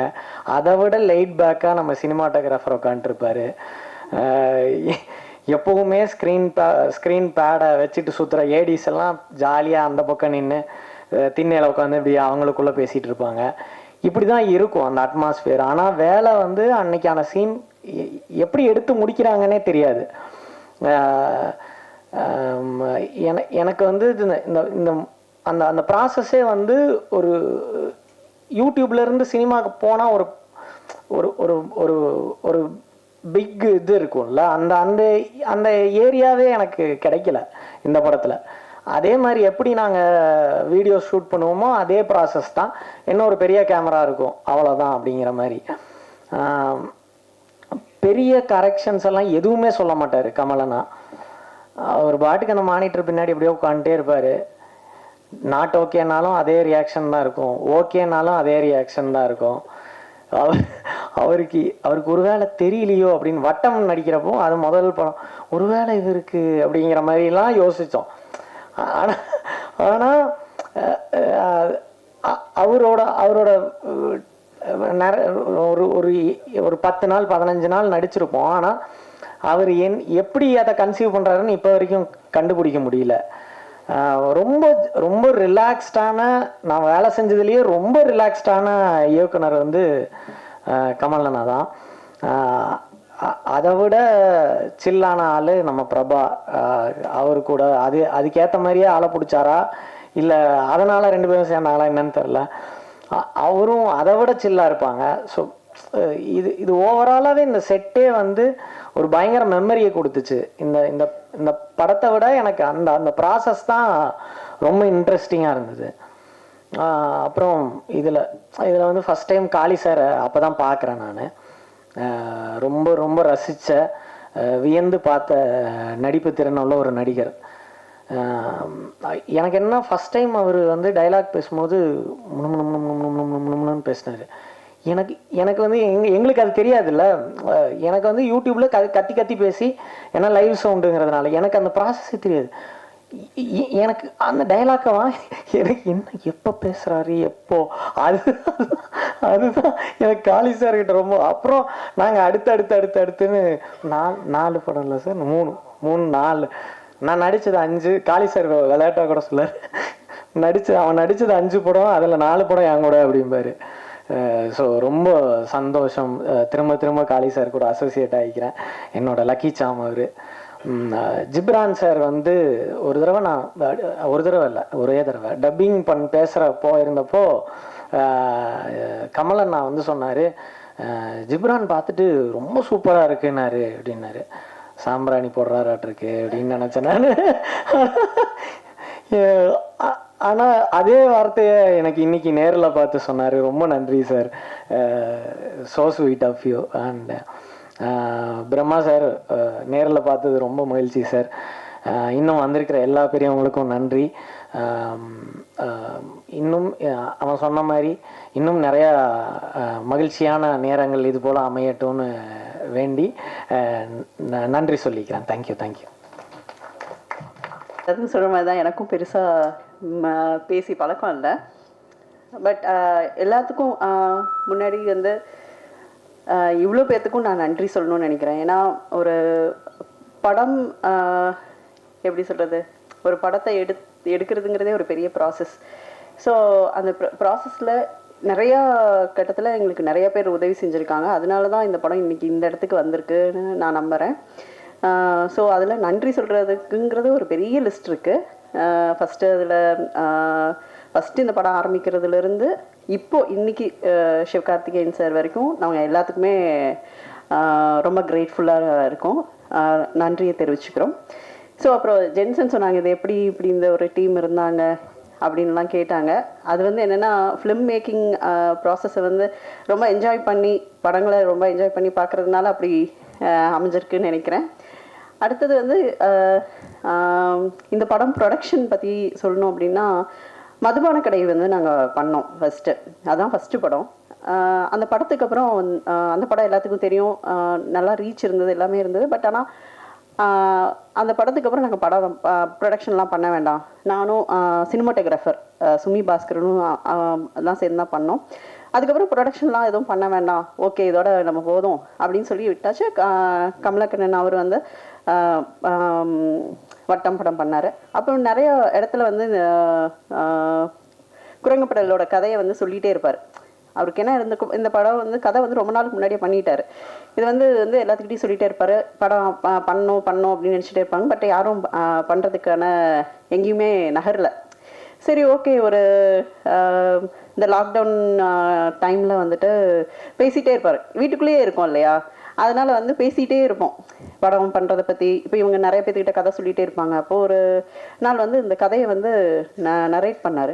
நரேட் பண்ணும்போது சைக்கிள்ங்கிறது வந்து எல்லாத்தோட லைஃப்லேயும் இருக்குது. இப்போ அவங்க வந்து இந்த இதில் வந்து பசங்க சைக்கிள் ஓட்டி கற்றுக்கிற இது இருக்குது. அதே அனுபவம் வந்து எனக்கு இருக்குது. சைக்கிள் நான் எப்படி எங்கள் அப்பாவோட சைக்கிளை எடுத்து நான் ஓட்டி கற்றுக்கிட்டேங்கிற அனுபவம் எனக்கு ஒரு பெரிய இது இருக்குது. இதோட நான் உடனே கனெக்ட் ஆகிட்டேன். அந்த சைக்கிள் ஓட்டும் அனுபவத்தையும் இப்போ வரைக்குமே சைக்கிள்னா ஒரு பெரிய இது இருக்குது தான், எடுத்துகிட்டு ஜாலியாக சுற்றுறதுங்கிறது, அதோட ஃப்ரீடம் இருக்கு இல்லையா. நம்மளுக்கு சைக்கிள் ஓட்டும் போது ஒரு ஃப்ரீடம் கிடைக்கும். அந்த ஃப்ரீடம் வந்து நம்ம எது மேலேயும் டிபெண்ட்டாக இல்லை. இந்த இயற்கையை வந்து ரசிக்கிறதுக்கு ஒரு சைக்கிள் வந்து ஒரு பெரிய இதாக கூட இருக்கும், ஒரு இன்ஸ்ட்ருமெண்ட்டாக கூட இருக்கும் நம்மளுக்கு. ஸோ அதை இது பண்ண பயங்கரமாக ரசிச்சுட்டு, ஆமாம் எனக்கு இப்படி ஒரு கதை இருக்குல்ல, இது எனக்கு ஏன் இதை நம்மளே பண்ணக்கூடாது அப்படின்னு நான் கேட்டேன். அப்போவும் ரொம்ப யோசிச்சு தான் கேட்டோம், யோசித்தோம் இது பண்ணுறதுக்கு. சரி இது பண்ணிடுவோம், லாக்டவுன் முடிஞ்சோடனே நம்ம ஸ்டார்ட் பண்ணலாம் அப்படின்னு சொல்லிட்டு அதுக்கான முயற்சிகள் வந்து நாங்கள் எடுத்தோம். அப்புறம் தான் இது படமாக வந்து கன்வெர்ட் ஆகி இவ்வளோ தூரம் இன்றைக்கி இங்கே வந்திருக்குன்னு நான் நம்புகிறேன். இன்னொன்று சைக்கிள் பற்றி சொல்லணும் அப்படின்னா, சைக்கிள் வந்து ஒரு ரொம்ப முக்கியமான நம்மளோட எவல்யூஷன் ப்ராசஸ், நம்மளோட க்ரோத் ப்ராசஸில் இன்றைக்கி இருக்கிற இந்த சொசைட்டியில் ஒரு முக்கியமான இவ்வளோ தூரம் நம்ம வளர்ந்துருக்குன்னா சைக்கிள் வந்து ரொம்ப முக்கியமான இடம். அதுவும் முக்கியமாக பெண்களுக்கு இந்த படத்துலையுமே அதை நீங்கள் கவனிச்சிருப்பீங்க. இந்த பசங்கள்லாம் ஓட்டி கற்றுக்கணும்னு நினைக்கும் போதே ஒரு பொண்ணு அங்கே சைக்கிள் ஓட்டிகிட்டு போயிட்டா. ஸோ அதனால் பொண்ணுங்களுக்கு வந்து நிறைய ஃப்ரீடமும் இண்டிபெண்டன்ஸையும் கொடுத்தது இந்த சைக்கிள்னு நான் நம்புகிறேன். அதை பற்றி நிறைய ஆர்டிகிள்ஸ் கூட இருக்குது. ஸோ இந்த படத்தை ப்ரொடியூஸ் பண்ணதில் நான் ரொம்ப சந்தோஷப்படுறேன். நானும் சுமி பாஸ்கரனும் சேர்ந்து பண்ணதில். அப்புறம் இதுக்கான கூட எங்களுக்கு துணையாக இருந்தது கோ ப்ரொடியூசர் சஞ்சய் ஜெயக்குமாருங்கிறவர். அவருக்கும் என்னோட நன்றியை நான் தெரிவிச்சுக்கணும்னு நினைக்கிறேன். ரொம்ப தேங்க்யூ. இது வந்து எஸ்ஆர்ஜி ப்ரொடக்ஷன்ஸோட ஃபஸ்ட்டு படம், மாண்டேஜோடு சேர்ந்து நாங்கள் பண்ணது. இந்த படத்தை பற்றி டெக்னீஷியன்ஸை பற்றி கமல் அடுத்து நிறையா சொல்லுவார். பட் இந்த படத்தை ப்ரெசென்ட் பண்ணுற சிவகார்த்திகேயன் ப்ரொடக்ஷன்ஸ்க்கும் எஸ்கேபி டீமில் கலை ப்ரோவுக்கும் என்னோட தேங்க்ஸ் நான் சொல்லிக்கிறேன். ரொம்ப நன்றி. வந்திருக்கும் அனைவருக்கும், ப்ரெஸ் மீடியா எல்லாருக்கும் ஒரு நல்ல மாலை வணக்கம். படம் பார்த்துருப்பீங்க, உங்கள் எல்லாருக்கும் பிடிச்சிருக்குன்னு நம்புகிறேன். ஏன்னா இந்த படம் வந்து நாங்கள் பார்த்தபோது அதே ஃபீலிங் தான், எங்களுக்கு ரொம்ப பிடிச்சிருந்தது. அவர் எஸ்கே ப்ரோ சொன்ன மாதிரி எஸ்கே ப்ரொடக்ஷன்ஸில் வந்து ஒரு நம்ம இது பண்ணுறோம் அப்படின்னும் போது ஒரு நல்ல பிளாட்ஃபார்மாக நிறைய டேலண்ட்ஸை ஷோகேஸ் பண்ணுன்றது எப்போவுமே எங்களோட ஐடியாவாக இருந்தது. இந்த படம் பார்த்த உடனே இந்த படம் பண்ணனா வேறு எந்த படம் பண்ண போகிறோம் அப்படின்ற மாதிரி நாங்கள் பேசிகிட்டு இருந்தோம். அண்ட் இந்த படம் வந்து இப்போ நம்ம இன்டர்நெட்டோ மொபைல்ஸோ இல்லாத ஒரு காலகட்டத்தில் எப்படி இருந்தாங்க, எவ்வளோ நிதானமாக இருந்தது வாழ்க்கைன்றதை வந்து ரொம்ப அழகாக பண்ணியிருந்தாங்க. இப்போ எல்லாருமே வந்து ரொம்ப வேகமாக ரொம்ப ஃபாஸ்ட் பேஸ் லைஃப் வாழ்ந்துகிட்டு இருக்கோம். ஸோ இது வந்து நம்மளுக்கு பார்க்கும் போதே இப்படி இருந்திருக்கோம்ல, எவ்வளோ நல்லா இருந்திருக்கு அப்படின்ற ஒரு ஃபீலிங் வந்தது.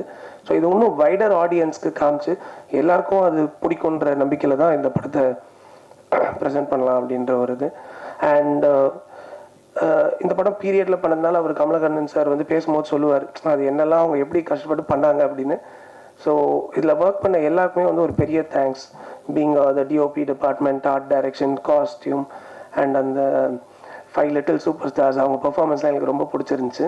அந்த கிணத்துக்குள்ளே பேசுகிற சீன் எனக்கு ரொம்ப பிடிக்கும். ஏன்னா கரெக்டாக அப்போ அழகாக வந்து ஒருத்தவங்க சைக்கிள் ஓட்டிகிட்டு போவாங்க, அது எனக்கு ரொம்ப பிடிச்ச சீன் வேறு. அவங்களோட பெர்ஃபார்மன்ஸ் எல்லாமே எங்களுக்கு ரொம்ப பிடிச்சிருந்தது.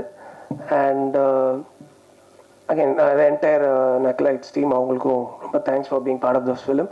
அண்ட் இவர் காளி வெங்கட் சார், நாங்கள் வந்து டான் ஷூட்டிங் ஸ்பாட்லலாம் அவ்வளோ ஜாலியாக சிரித்து பேசிக்கிட்டு விளையாடிட்டு இருப்போம். ஸோ அவர் வந்து நீங்கள் பார்த்துருப்பீங்க, எங்களுக்கு ரொம்ப அகெயின் ஒரு பயங்கரம். நாங்கள் சொல்கிறதுக்கு இல்லை, பட் அவர் அருமையான படங்களும் பண்ணிட்டு வராரு.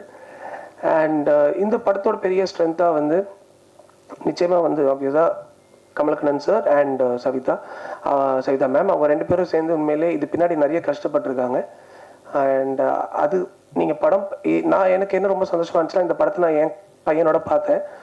அவன் அடுத்த நாள் வந்துட்டு எங்கள் பையன் அம்மாவோட பார்த்தேன். எங்கள் அம்மா வந்து படம் பார்த்துட்டு நைட்டு 2லேருந்து 3 மணி வரைக்கும் அவங்களோட சைல்டுஹுட் பேச ஆரம்பிச்சிட்டாங்க. எனக்கு தூக்கமாக வருது, பட் அவங்க பேசிக்கிட்டே இருக்காங்க. நான் அடுத்த நாள் அவருக்கு சொன்னேன், இந்த மாதிரி படம் பார்க்குறவங்க எல்லாருமே நினச்சி பேசிக்கிட்டே இருந்தாங்கன்னா உண்மையிலே நீங்கள் செம்மையாக பண்ணியிருக்கீங்க, அதனால அதாங்க ரிசல்ட் அப்படின்னு நாங்கள் பேசிகிட்டு இருந்தோம். அண்ட் என் பையனும் வந்து அவனோட பேலன்சிங் வீலெல்லாம் எடுத்துட்டு 2 வாட்டி கீழே விழுந்து அப்புறம் திருப்பி மாட்டிட்டான்.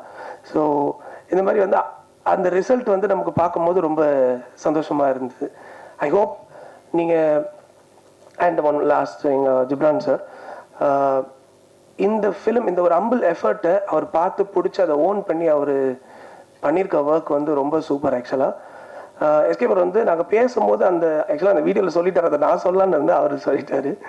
அந்த ரிவர் கிராஸ் பண்ணும்போது இருக்க மியூசிக் வந்து நாங்கள் ரொம்ப சூப்பராக இருந்தது. So thank you for giving your amazing work for this film.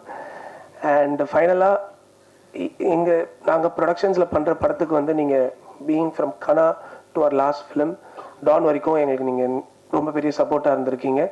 அதே மாதிரி இந்த படத்துக்கும் உங்களோட சப்போர்ட் எங்களுக்கு இருக்கும்னு நம்புகிறோம். அண்ட் இது எவ்வளோக்கு எவ்வளோ ஆடியன்ஸ் உள்ளே வர வைக்க முடியுன்றது உங்கள் கையில் இருக்குது. ஸோ உங்களோட சப்போர்ட் நாங்கள் பெருசாக எதிர்பார்க்குறோம். And thank you all again. நான் எப்பயுமே சொல்கிற மாதிரி இல்லை, இந்த படம் உண்மையிலேயே எனக்கு ரொம்ப முக்கியமான படம். நீங்கள் பார்த்துருப்பீங்க, இந்த படம் நிறையா கொடுத்துச்சு. அதுக்கு முன்னாடி ஒரு நன்றியை சொல்லியிருந்தேன், எல்லாம் ஃப்ளோவில் மறந்துடுவோம். எஸ்கே ப்ரொடக்ஷனுக்கும் சிவகார்த்திகேயன் பிரதருக்கும் ரொம்ப நன்றி. எப்போ ஒரு சாதாரண ஒரு 10 ரூபாய்க்கு தண்ணி பாட்டில் வாங்கினா கூட என்ன லேபிள் விட்டுருக்குன்னு பார்ப்போம். அந்த மாதிரி உள்ளுக்குள்ளே இருக்கிற ப்ராடக்ட் வந்து எவ்வளோ ஸ்ட்ராங்காக இருந்தாலும் மேலே விட்டுருக்கிற லேபிள் ரொம்ப முக்கியம். அந்த வகையில் எஸ்கே ப்ரொடக்ஷனில் ரிலீஸ் ஆகிறது எங்களுக்கு ரொம்ப பெருமையாக இருக்குது, எங்கள் டீமுக்கு நான் நம்புகிறேன். இந்த படம் எனக்கு என்னோட வாழ்க்கையில் ரொம்ப நெருக்கமான நிறைய விஷயங்களை வந்து தச்சு விட்டுருச்சு. நான் தான் ஃபஸ்ட் டைம் அவர் கமலக்கண்ணன் சார் அவருக்கும் நன்றி சொல்லிடுறேன், அப்புறம் நன்றி சொல்ல வந்துருப்பேன். இந்த படத்தில் வாய்ப்பு கொடுத்ததுக்கு நன்றி ஐயா. ஒரு நாள் ஒரு காஃபி ஷாப்பில் அந்த கோவிடுக்கு அப்புறமா மீட் பண்ணலாம், ஒரு கதை ஒன்று இருக்குது நான் சொல்கிறேன் அப்படின்னு சொல்லி சொன்னார். அதுக்கு முன்னாடி அவர் எங்கள் ஷெட்டில் ஆடும்போது பார்ப்போம், அவ்வளோதான். அப்போ அந்த கதை சொன்னோன்னே எனக்கு இது பயங்கரமாக உள்ளுக்குள்ளே ஏதோ ஒன்று நம்மளை வச்சு தச்சுக்கிட்டே இருக்குது, என்னை உள்ளே சேர்த்து வச்சுக்கிட்டே இருக்குது. அதில் ஒரு இன்சிடெண்ட் இருக்குது, நான் அது பின்னாடி வரும்போது சொல்கிறேன். அப்புறம் இதுலேருந்து குரங்குப்படல் வந்து கோவா ஃபெஸ்டிவலில் வந்து ஸ்க்ரீனில் செலக்ட் ஆகி அங்கே வந்து அதில் ஸ்க்ரீன் பண்ணப்போ ஒரு பயங்கரமான அப்ரிசியேஷன் கிடச்சி. அப்புறம் ஒரு ப்ரெஸ் மீட்டு, அது மறக்க முடியாது. நம்ம ஊரில் தான் வந்து இப்படி பேசிகிட்டு இருக்கோன்னா, நான் அங்கே நமக்கு வந்து வட இந்தியா, அவங்களுக்கு வந்து தென்னிந்தியா, அப்படி தான் இருக்குது தனித்தனியாக. இப்போ நம்ம வடக்குனாவே ஹிந்தின்னு தான் நினச்சிட்ருக்கோம். அப்போது நாங்கள் ஒரு 5 பேர் அந்த ப்ரெஸ் கிளப்லேருந்து எல்லோரும் உட்காந்துருக்கும்போது ஒன்று ஹிந்தியில் பேசுங்க இல்லை இங்கிலீஷில் பேசுங்கன்னு சொல்லி அங்கே அந்த விரிவுரையாளர் எப்படி சொல்கிறதுன்னு தெரியல, அவங்க வந்து சொல்கிறாங்க, ஹோஸ்ட் பண்ணுறவங்க. அப்போ ஒருத்தர் சொல்கிறாரு, 2லேயுமே பேச மாட்டேன், நான் மராத்தியில் தான் பேசுவேன்றாரு. இப்படி சொல்லுவீங்களா அப்படின்ட்டு அவர் உண்மையிலே கடைசியில் அவரோட படத்தை பற்றி மராத்தியில் தான் பேசினார். அதுக்கப்புறம் நான் தப்பிச்சுக்கிட்டேன், ஓகே நமக்கு 2மே வராது, அப்போ நான் தமிழில் தான் பேசுவேன். நான் சொன்னேன்னு எல்லாரும் அவங்களே கைத்திட்டாங்க.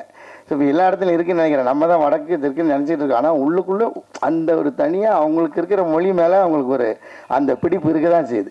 ஸோ அதை நான் அங்கே பார்த்தேன். அப்புறம் ரெட் கார்பெட்டில் நடந்து போகும்போது இது முடிஞ்சோடனே திருப்பி அடுத்த டீம் வந்து கிடா வந்தது. நான் அப்படி போனேன், இல்லை உங்களுக்கு முடிஞ்சிச்சு போங்க நீங்கள், அவ்வளோதான் முடிஞ்சிச்சு. அந்த அவங்க அந்த ஹோஸ்ட் சொன்னாங்க, இல்லை நான் இந்த படத்துலையும் நடிச்சிருக்கேன் அப்படி.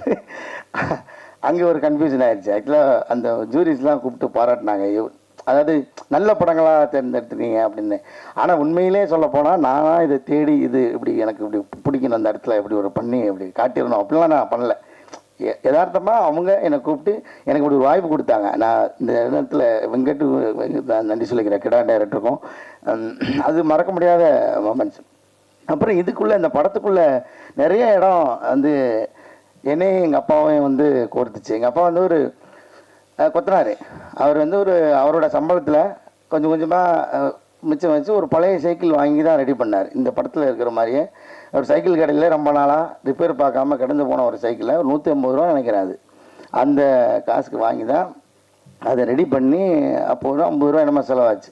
அதை ரெடி பண்ணி அதில் தான் நாங்கள் சைக்கிள் கற்றுக்கிட்டோம். அதுக்கு முன்னாடி வாடகை சைக்கிள், அதுக்கப்புறம் தான் வாடகை சைக்கிள் எடுத்தோம். வாடகை சைக்கிள் ஓட்ட தெரியும்னா கொடுக்க மாட்டாங்க, எனக்கு கீழே போட்டு உடச்சிரோன்ட்டு. இந்த சைக்கிளில் பழகிட்டு அதுக்கப்புறம் வாடகை சைக்கிள் எடுத்துலாம் ஓட்டினா. அது இல்லாமல் நிறைய அனுபவம் வந்து எங்களுக்குள்ளே இந்த கதைக்குள்ளே என்னை வந்து கோர்த்து தைச்சிச்சு. அதில் இன்னும் மறக்க முடியாத ஒன்று வந்து நான் வந்து நீங்கள் பார்த்துருப்பீங்க, அந்த சீன் சொல்லலாமான்னு தெரியல. ஓகே சொல்கிறேன். அந்த பையனை அக்கா வீட்டிலேருந்து கூப்பிட்டு வரும்போது, அந்த பொண்ணு வீட்டிலேருந்து அந்த பையனை வந்து கூப்பிட்டு வரும்போது ஒரு குச்சி அப்படி உடைச்சிட்டு அப்படி அடித்து தரத்துற மாதிரி ஒன்று இருக்கும். இது வந்து எனக்கு நடந்தது. அப்போ ஸ்கூலுக்கு போகிறதுக்கு காசு கொடுத்தா தான், டெய்லி ஸ்கூலுக்கு போகிறதுக்கு 10 காசு கொடுப்பாங்க எங்கள் வீட்டில். அது ஏதாவது வாங்கிக்கிறதுக்கு அந்த மாதிரி நானும் எங்கள் அண்ணனும், ஏன்னா எனக்கு இப்போது நான் 1வது 2வது படிக்கிறேன். அப்போ எனக்கு வந்து தனியாக ஸ்கூலுக்கு போக முடியாது. ஏன்னா எங்கள் ஊர்லேருந்து பழங்கோட்டைன்னு இன்னொரு ஊருக்கு போனோம் ஸ்கூலுக்கு. எங்கள் ஊரில் ஸ்கூல் கிடையாது. அப்போ நடந்து போனோம், ஒரு கம்மா எல்லாம் கிராஸ் பண்ணி கம்மாக்கரை ஓரமெல்லாம் போனேன். தனியாக போகிறதுக்கு பயமாக இருக்குன்ட்டு இப்போ எங்கள் அண்ணனோட துணையோடு தான் வந்து அந்த ஸ்கூலுக்கு போய் ஆகணும். இது வந்து வேறு வழியே இல்லை. இப்போ என்னென்னா, அன்றைக்கி வந்து எங்கள் அப்பா வந்து காசு கொடுக்கல, இல்லை சில்லறை இல்லை, இப்போ இன்றைக்கி ஒரு நாளைக்கு போங்க நாளைக்கு பார்த்துக்கலான்ட்டார். இப்போது இவர் வந்து நீ போய் அந்த 2 10 காசையும் வாங்கிட்டு வந்தால் உன்னை கூட்டிகிட்டு போவேன், இல்லை விட்டுட்டு போயிடுவான்றாரு. சரி ஒரு வழியில் திருப்பி போய் எங்கள் அப்பாட்ட இந்த மாதிரி சொல்லிட்டான், அண்ணன் நீ அந்த 10 காசு 2 பேரும் கொடுத்தா தான் நாங்கள் போவோம் அப்படின்னு. அவர் சொன்ன மாதிரி நான் சொன்னோன்னே அங்கேருந்து அந்த துண்டு, அந்த போட்டிருக்கிற துண்டு, அவர் எப்பயுமே துண்டு போட்டுருப்பார் எங்கள் அப்பா. ஸோ அந்த துண்டை எடுத்துக்கிட்டு விரட்டினார். அப்படியே விரட்டும் போதே ஒரு கிட்டத்தட்ட ஒரு 3 கிலோமீட்டர் இருக்கும். அங்கே பிடிச்ச ஓட்டம் ஸ்கூல் கேட்டு வரைக்கும் திரும்பி பார்க்காம ஓடினான். அப்போ ஒரு வந்து அந்த ஓட்டத்துக்கு காரணம் வந்து பின்னாடி வந்து தித்து செடின்னு ஒரு செடி இருக்கும். அந்த செடியை உடைச்சி அந்த குச்சி எடுத்துகிட்டு விரட்டினார் பாருங்க. அதில் அடித்த பயங்கரமாக வலிக்கும். ஆனால் அவர் அடிக்கலை, எடுத்து உடைச்ச உடனே பிடிச்ச ஓட்டம் தான். 3 கிலோமீட்டர் தாண்டி ஸ்கூல் கேட்டில் போய் தான் நின்னான். அந்த மாதிரி நிறைய விஷயங்கள் வந்து இந்த படம் வந்து என்னை தச்சு வச்சிருச்சு உள்ள. அப்படி தான் எங்கள் அப்பா வீட்டில் இருந்த ஒரு சின்ன சின்ன குணாதிசயங்கள்லாம் இதுலேயும் தெரிஞ்சுன்னு நினைக்கிறேன். அப்புறமா பார்த்தா எங்கள் அப்பா எனக்கு ஒரு டீனேஜ்லாம் வந்ததுக்கப்புறம் எங்கள் அப்பா ரொம்ப ஃப்ரெண்ட் ஆகிட்டார். ஃப்ரெண்டுனா பயங்கர ஜாலியான ஃப்ரெண்ட் ஆகிட்டார். ஸோ அப்படியும் இவர் மாறிடுவார்னு நினைக்கிறேன். கடைசியில் அப்படி தான் மாறி இருப்பாருங்கிற சைக்கிள் கற்றுக் கொடுக்குறாங்க. எனக்கு ரொம்ப முக்கியமான படம். ஒரு கோரிக்கையாகவே நான் வைக்கிறேன், இந்த படத்தை நீங்கள் எல்லாருக்கும் கொண்டு போய் சேருங்க அப்படின்னு. சேர்த்துருவீங்க, அது உங்கள் கடமையாக எடுத்துக்குவீங்கன்னு நம்புகிறேன். ரொம்ப நன்றி. தேங்க்யூ ஸோ மச் எல்லாருக்கும். ஃபர்ஸ்ட் நான் பிரம்மாவுக்கு தான் தேங்க்ஸ் சொல்லணும். ஏன்னா அவர் இல்லைன்னா இந்த ப்ராஜெக்டில் நான் இல்லை. ஏன்னா அவர் திடீர்னு கால் பண்ணிவிட்டு என் ஃப்ரெண்டு ஒருத்தர் ஒரு படம் பண்ணியிருக்காரு, நீங்கள் பாருங்கள் அப்படின்னாரு. இல்லைங்க நான் கொஞ்சம் பிஸியாக இருக்கேன், என்ன படம் மியூசிக் இல்லை அதான் கிடையாது, நீங்கள் சும்மா பாருங்கள் அப்படின்னு தான் சொன்னார், வேறு எதுவுமே சொல்லலை. சரி ஓகே, நான் படம் பார்த்த உடனே பயங்கரமாக ரொம்ப கனெக்ட் ஆகிடுச்சு. அதான் இந்த நிறைய பேர் சொன்ன மாதிரி நம்ம ஒரு மீசை முளைக்கிறதுக்கு முன்னாடி நம்ம பெரிய பையன் ஆகிட்டோம் அப்படின்னு சொல்கிற ஒரு விஷயம் வந்து சைக்கிள் ஓட்டுறது. ஸோ அது அந்த கனெக்டிவிட்டினால தான் டக்குன்னு நான் பேச ஆரம்பித்தேன். அப்புறம் பிரம்மா கிட்ட ரொம்ப நேரம் நான் பேசிகிட்டே இருக்கேன், இல்லைங்க படத்தில் இது நல்லா இருக்குது அது நல்லா இருக்குது அப்படின்னு. அப்புறம் அவர் சைலண்ட்டாகவே இருந்தார். அப்புறம் அவர்கிட்ட கேட்டேன், நீங்கள் படம் பார்த்துட்டீங்களா அப்படின்னு. அவன் இல்லை படம் பார்க்கலன்னாரு. ஸோ பட் இப்போ பார்த்துட்டாரு. பட் ஆனால் இட்ஸ் ரொம்ப ஒரு ஹாப்பியான ஒரு ஆக்சிடெண்ட் ஒரு எப்படி வேணால் சொல்லலாம். பட் உள்ளே பண்ண ஏன்னா சில ப்ராஜெக்ட்ஸ் தான் நம்ம பண்ணும்பொழுது சில நேரம் ஒரு சீன் பண்ணுறோம் அப்படின்னா கரெக்டாக அந்த சீன்லேருந்து நெக்ஸ்ட் டே அந்த சீனில் உட்காடுறோங்கும் போது அந்த சீன்லேருந்து நம்ம ஆரம்பிப்போம். பட் குறும்பட்டில் நான் நிறைய தடவை மாட்டிக்கிட்டது என்னென்னா, ஒவ்வொரு தடவையும் பண்ணும்போது முன்னாடி பண்ண சீனோட மியூசிக் எப்படி இருக்குது அப்படின்னு சொல்லிட்டு ஃப்ளோவில் பார்த்துக்கிட்டே வரும்போது, ஸோ அந்த ஜேர்னி வந்து எனக்கு ஒவ்வொரு தடவை ரிவைண்ட் பண்ணும்பொழுதும் ஸ்டாப் பண்ணவே முடியல. ஸோ இட்ஸ் லைக் அது ஒரு பாட்டு கமலக்கண்ணன் கிட்டோட சொல்லிகிட்டே இருந்தேன், இல்லைங்க நான் ரொம்ப என்ஜாய் பண்ணி பண்ணிகிட்ருக்கேன். ஏன்னா வாகேஷோடக்கு அப்புறம் இந்த ஒரு ஸ்பேஸ் ஒரு ஒரு வில்லேஜ் பேஸ் சப்ஜெக்டில் சில இன்ஸ்ட்ருமெண்டேஷன் இந்த கைண்ட் ஆஃப் ஒரு ராகம் மியூசிக் இதெல்லாம் பண்ணுறதுக்கான ஒரு ஆப்பர்ச்சுனிட்டி கரெக்டாக அமையலை. இதில் எனக்கு ரொம்ப அழகாக அமைஞ்சுது. அண்ட் அந்த இதுக்கு ஃபஸ்ட்டு நான் இவங்கெல்லாம் இந்த எல்லாத்தோட பர்ஃபார்மன்ஸ், காளிவெங்க சார் அப்புறம் எல்லாரோட பர்ஃபார்மன்ஸ் தான் என்னை ப்ராஜெக்ட்குள்ளே இழுத்துச்சு. And I am really glad actually. And cinematography ரொம்ப பிகாஸ் இப்போ ஒருத்தர் சொன்னார், இல்லைங்க ரொம்ப இன்டர்நேஷ்னல் ஸ்டாண்டர்டில் இருக்குது அப்படின்னு. ஸோ அதுக்கு ஐம் என்ன சொல்கிறது, உங்களோட சப்போர்ட் வேணும். அண்ட் இப்போ ரீசெண்ட்லி போஸ்டர் வரும்பொழுது எங்கள் அம்மா பார்த்துட்டு என்ன படம் அப்பா படம் வருது அப்படின்னோடனே ஃபஸ்ட்டு குரங்குப்படலாம் சிவகார்த்திகேயன் அப்படின்னாங்க. ஸோ அந்த ஒரு ஐடி வந்து ஒரு பெரிய ஒரு போனஸ் ஒரு பூஸ்ட் மாதிரி எங்களுக்கு. So I would like to thank Sivakarthikeyan bro also. And இன்னொன்று என்ன ஒரு படம் வந்து பட்ஜெட் அது டீம் எல்லாத்தையுமே தாண்டி படம் நல்லா இருந்துச்சு அப்படின்னா பத்திரிகையாளர்கள் உங்கள் எல்லாருக்குமே பிடிச்சதுன்னா அதை வந்து பீப்புள் கிட்ட கொண்டு போய் கரெக்டாக சேர்த்து நிறையா படம்க்கு நடந்திருக்கு. அந்த மேஜிக் அந்த ஒரு நம்பிக்கை தான் எங்களோட ஒரு சின்ன ஒரு த்ரெட்டு. ஸோ உங்களோட சப்போர்ட் எங்களுக்கு வேணும். தேங்க்யூ. அனைவருக்கும் வணக்கம். இந்த கடைசியாக பேசுகிறதுல இருக்கக்கூடிய பிரச்சனை என்னென்னா, எல்லாத்தையும் எல்லாருமே பேசிடுவாங்க, நம்ம பேசுகிறதுக்கு ஒன்றும் இருக்காது. இந்த படம் வந்து ரிலீஸ் ஆகி எல்லாரும் பார்த்து நல்லா இருக்குன்னு சொல்லி அதுக்கப்புறம் மக்களுக்கு எந்த அளவுக்கு போய் சேரணுமோ அது வந்து ஃபஸ்ட் லுக் வெளியிட்டப்பவே போய் சேர்ந்ததுக்கு காரணம் சிவகார்த்திகேயன் தான். அவருக்கு வந்து ஒரு மிகப்பெரிய நன்றி. ஏன்னா நிறைய ப்ரொடக்ஷன் ஹவுசஸ் வந்து இந்த மாதிரி படங்களை வந்து ப்ரெசென்ட் பண்ணியிருக்காங்க, டைரக்டர்ஸ் பண்ணியிருக்காங்க. ஆனால் ஒரு பெரிய ஸ்டார், டாப்பில் இருக்கிற ஸ்டார், அதுவும் குழந்தைகளுக்கு பிடிக்கக்கூடிய ஒரு ஸ்டார் வந்து ஒரு சின்ன படத்தை ப்ரெசென்ட் பண்ணுறப்ப அது வந்து அதுவும் அது வெற்றி அடைகிறப்ப இன்னும் நிறைய பேர் அந்த மாதிரி படங்களை வந்து மற்ற எல்லாருமே ப்ரெசென்ட் பண்ணுறதுக்கும் நிறைய பேர் எடுக்கிறதுக்கும் பெரிய சப்போர்ட்டாக இருக்கும். அது இந்த ஒரு படத்துக்கு மட்டும் இல்லாமல் இந்த இண்டஸ்ட்ரிக்கும் பார்க்குற ஆடியன்ஸுக்கும் பல்வேறு வகையான கதைகளையும் நிறைய புது படங்களையும் கொண்டு வந்து சேர்க்கும். அந்த ஒரு முக்கியமான காரணத்துக்காகவே சிவகார்த்திகேயன் ப்ரொடக்ஷனுக்கும் சிவகார்த்திகேயனுக்கும் கலைக்கும் மொத்த சிவகார்த்திகேயன் ப்ரொடக்ஷன் டீமுக்கும் மிகப்பெரிய நன்றி.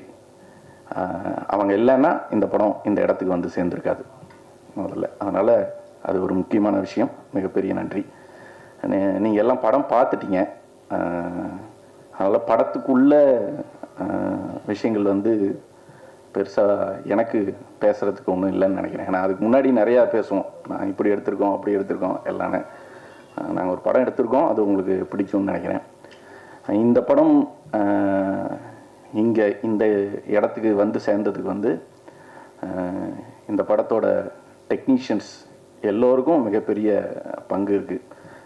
இது எல்லாமே அவங்களோட என்ன சொந்த படம் மாதிரி, அவங்க எடுக்கிற படம் மாதிரி அதை வந்து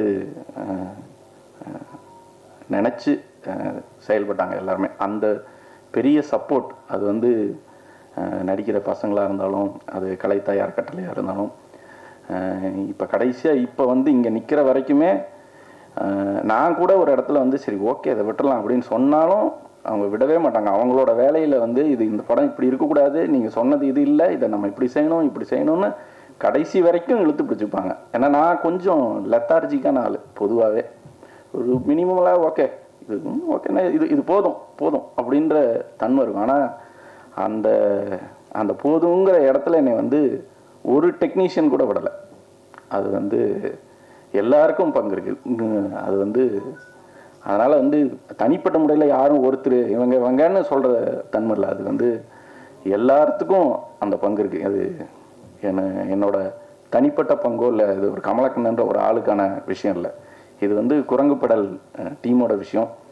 நான் மதுபான கடை படம் பண்ணப்பவும் சொன்னேன், அது வந்து மதுபான கடைங்கிறது ஒரு ஆளோட படம் இல்லை, ஒரு பெரிய டீமோட படம். இதுவும் அந்த மாதிரியான ஒரு பெரிய டீமோட படம். இந்த படத்துக்கு என்ன பாராட்டுகள் இல்லை என்ன அங்கீகாரம் கிடைச்சாலும் அது இங்கே எல்லாத்துக்குமே அதில் பங்கு இருக்குது. ஒரு ஒரு ஒரு சென்சிபிளான படத்தை எடுத்திருக்கோன்னு நாங்கள் நம்புகிறோம். அந்த படத்தை வந்து உங்களுக்கு ப்ரெசென்ட் பண்ணியிருக்கோம். அந்த படத்தை நீங்கள் மக்கள்கிட்ட வந்து கொண்டு போய் நல்லா சேர்ப்பீங்கன்றத நம்புகிறோம். படத்தை நீங்கள் பார்த்துட்டதுனால நான் படத்தை பற்றி அதுக்கு மேலே எனக்கு பேசுகிறதுக்கு பெரிய இது இல்லை. அதனால் நீங்கள் இவ்வளோ நேரம் பொறுமையாக இருந்து எங்களை எல்லா இதையும் கேட்டதுக்கு ரொம்ப நன்றி. நீங்கள் படத்தை கொண்டு போய் எல்லாத்துக்கும் நல்லபடியாக சேர்க்கணுன்னு கேட்டுக்கிறேன். நன்றி. பார்த்தாரா இல்லை ஏதாவது குறிப்பிட்ட சீன் இருந்ததா? அங்கே எந்த இதை பார்த்து வாங்கினார் படம்? அவர் முழு படம் பார்த்துட்டு அவருக்கு ரொம்ப பிடிச்சது. மொமெண்ட்டுன்னு எப்படி சொல்கிறது, எல்லாத்துக்கும் பிடிச்ச மாதிரி பிடிச்சது. நிறைய விஷயங்கள் வந்து இதில் இன்றைக்கி எல்லாத்துட்டையும் பேசுனது தான் வந்து எங்கிட்டையும் பேசினார். அவருக்கு ரொம்ப பிடிச்சிருந்தது. ஒவ்வொருத்தரோட நடிப்பும் இமோஷன்ஸும் மியூசிக்கும் அது வந்து ரொம்ப அவருக்கு கனெக்டடாக இருந்தது. அதுதான் காரணம். இந்த எஸ்கே ப்ரொடக்ஷன் உள்ளே வந்த பிறகு உங்கள் பணநிலை மனநிலை எப்படி மாறினதா, எப்படி இருந்தது? பணநிலையா? ஏன் நான் ஒரு சாதாரண டைரக்டரு, இவ்வளோ டெக்னிக்கலெல்லாம் கேட்டிங்கன்னா புரியல எனக்கு.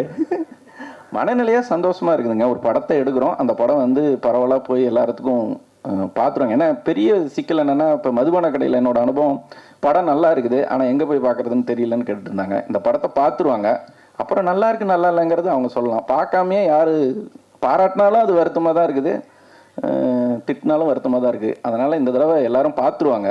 அதனால் அந்த வகையில் மகிழ்ச்சியாக தான் இருக்கிறேன். எல்லாரும் பார்த்துட்டா பணநிலை நல்லாயிருங்கய்யா. சார் டேரக்டர் சார், அதே மாதிரி இப்போ உள்ள பசங்களாம் இங்கே யாரோ பேசுகிறப்ப சொன்னாங்க, இந்த சைடில் 2 வீல் வச்ச சைக்கிளில் போகிற பசங்களாக இருக்காங்க. குரங்கு படலுங்கிற டைட்டில் இப்போ நம்மளை மாதிரி ஒரு 35-40 வயசுக்கு மேலே உள்ளவங்களுக்கு நல்லாவே பிடிக்கும். எனக்கும் படம் ரொம்ப பிடிச்சிருந்தது. நம்ம பசங்க இந்த படத்தை பார்க்குறது எந்த அளவுக்கு இருக்கும்? இப்போ நம்ம தான் கூட்டு போக போகிறோம், அது வேறு விஷயம். ஆனால் வேறு ஏதாவது டைட்டில் இருந்தால் இன்னும் அவங்கள ரீச் பண்ணியிருக்குமே அப்படிங்கிறது கேள்வி. ஐயா, இது வந்து நம்மெல்லாம் நம்ம பசங்கிட்ட சொல்கிறதுக்காகவே எடுக்கப்பட்ட படம் தான்.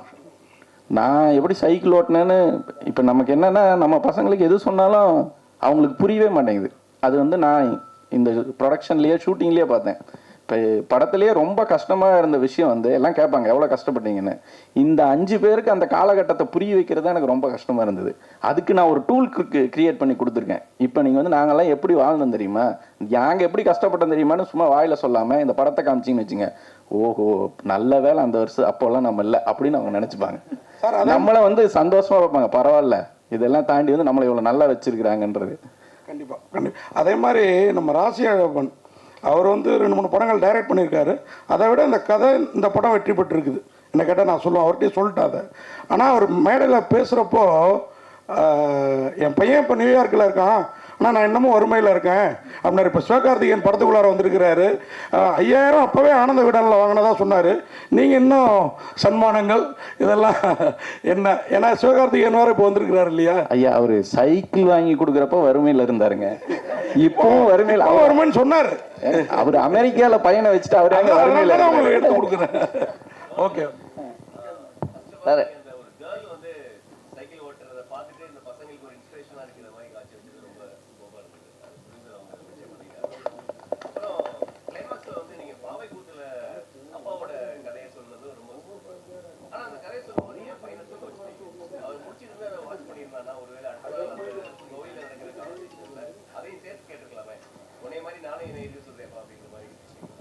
அது ஆக்சுவலாக அந்த கதையை வந்து கேட்டிருந்தான்னு வச்சுங்களேன்,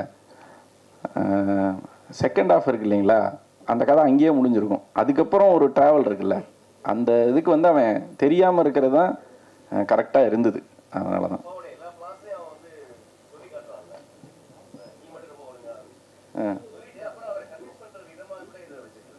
இல்லை, அவனுக்கு ஏன் அவர் சைக்கிள் ஓட்டல, அவருக்கு அதில் பயம் இருக்கிறது தெரிஞ்சிருச்சுன்னா அப்புறம் அவர்கிட்ட நீ ஒழுங்கானு கேட்கறதுக்கான நியாயமே இல்லாமல் போயிடுது இல்லைங்களா?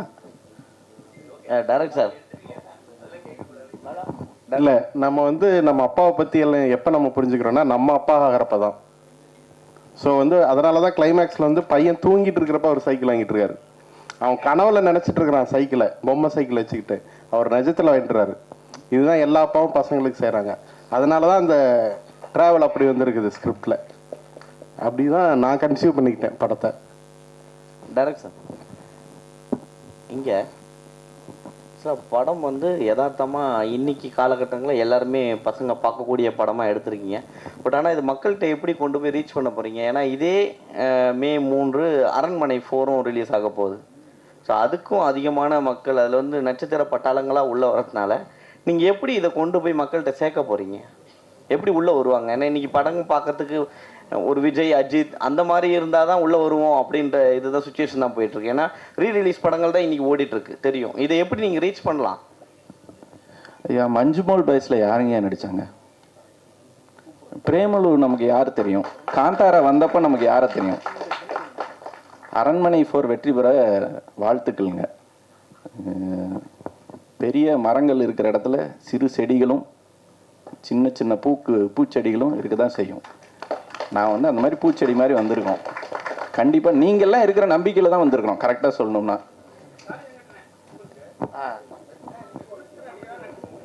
ஆமாம் ஆமாம். நன்றி நன்றி.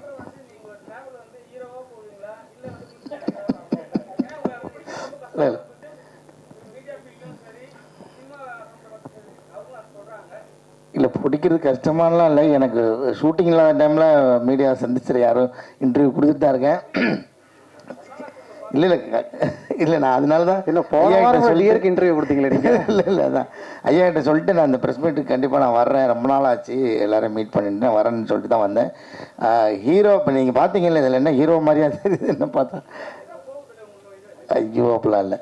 இது அந்த கதாபாத்திரம் என்ன சொல்லுதோ, டைரக்டர் என்ன சொல்கிறாரோ அதை பண்ணுறது தான்.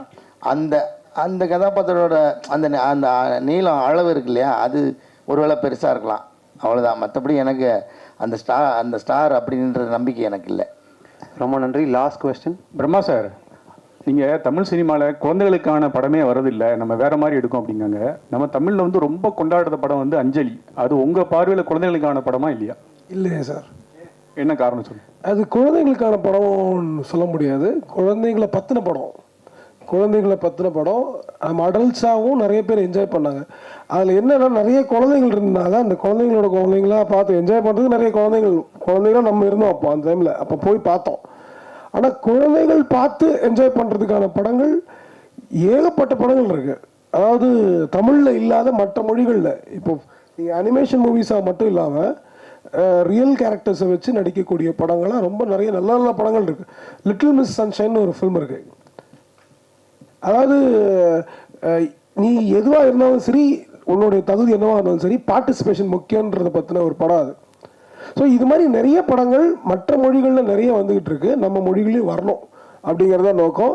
அதனால் இந்த வித்தியாசத்தை நம்ம புரிஞ்சுக்க வேண்டிய தேவை இருக்குது. குழந்தைகளுக்கான படம்னு ஒன்று இருக்குது, குழந்தைகளை பற்றிய படங்கள்னு ஒன்று இருக்குது.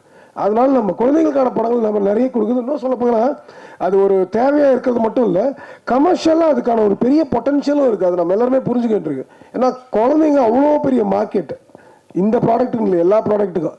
அப்படி ஒரு கமாடிட்டியாக பார்த்தாலுமே கூட அதுக்கு ஒரு பெரிய மார்க்கெட் இருக்குது.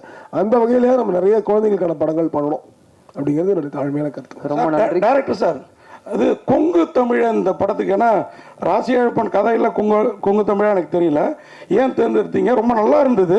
ஆனால் அந்த எச்சாங்கிறது அது எக்ஸ்ட்ராங்கிற மீனிங் புரியாது. இப்போ நாங்கள் படித்தா எனக்கு கொஞ்சம் புரியும்னு வச்சுக்கோங்களேன். அந்த மாதிரி வார்த்தைகளுக்கு இன்னும் கொஞ்சம் தெளிவாக இருந்திருந்தால் இன்னும் நல்லா ரீச் ஆகுமே. ஆனால் கொங்கு தமிழ் பிரமாதமாக இருக்குது, அந்த நெசவு அதெல்லாம் ரொம்ப நல்லா இருக்குது. ஏன் அந்த இடத்த தேர்ந்தெடுத்தீங்க? கதைக்கலாம் தான் அது நான் பிறந்து வளர்ந்த ஏரியா, எனக்கு கொஞ்சம் ஈஸியாக இருந்தது. அதை நீங்கள் ஏற்கனவே ரசிச்சு இருந்ததுனால அது ஒர்க் ஆகும்னு சொல்லி தான் எடுத்தாங்க.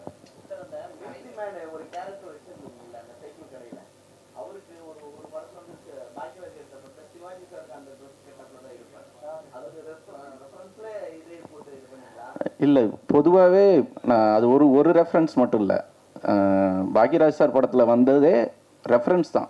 ரியலிஸ்டிக்காக நம்ம ஊர்களில் எல்லாரும் பெரும்பான்மையானவர்கள் மிலிட்ரியிலேருந்து வந்தவங்க நிறைய கிராமங்களில் வந்து சைக்கிள் கடை வச்சுருந்தாங்க. அதுக்கு காரணம் என்னென்னா, அந்த காலகட்டத்துக்கான தொழில்நுட்பம் இருக்கு இல்லையா, அதுக்கான டெக்னாலஜியை மிலிட்ரியில் இருந்தவங்களுக்கு அவங்களுக்கு ப்ராக்டிஸ் கொடுத்தாங்க. அமெரிக்கன் ஆர்மியிலேருந்து நம்ம இந்தியன் ஆர்மி வரைக்கும் மிலிட்ரியில் இருந்தவங்களுக்கு சைக்கிளை ரிப்பேர் பண்ணுறதுக்கு, சைக்கிளை கனெக்ட் பண்ணுறதுக்கு, லாக் பண்ணுறதுக்கு, அவசரத்துக்கு யூஸ் பண்ணுறதுக்கான ட்ரைனிங்கை வந்து சுதந்திரத்துக்கு முன்னாடி டைம்லேருந்து கொடுத்தாங்க. அதனால் ரிட்டையர் ஆகி வந்த மிலிட்ரிமேன் நிறையா பேர் ஊரில் வந்து சைக்கிள் கடை தான் வச்சுருந்தாங்க. அதோட ரெஃபரன்ஸாக தான் பாக்யராஜ் சார் படத்தில் யூஸ் பண்ணியிருந்தார். இந்த படம் 80s படங்கிறதுனால அதே லெவலில் வந்திருக்கு. நம்ம சினிமாவிலேருந்து பார்த்ததுனால சினிமாவே ரெஃபரன்ஸாக இருக்குது, அவ்வளோதான். ரொம்ப நன்றி, தேங்க்யூ ஸோ மச். அடுத்த ஒரு ஈவெண்ட் இருக்கிறதுனால நமக்கு நேரமின்மை காரணமாக உடனடியாக அதை முடிக்க வேண்டியதாக போச்சு. Thank you so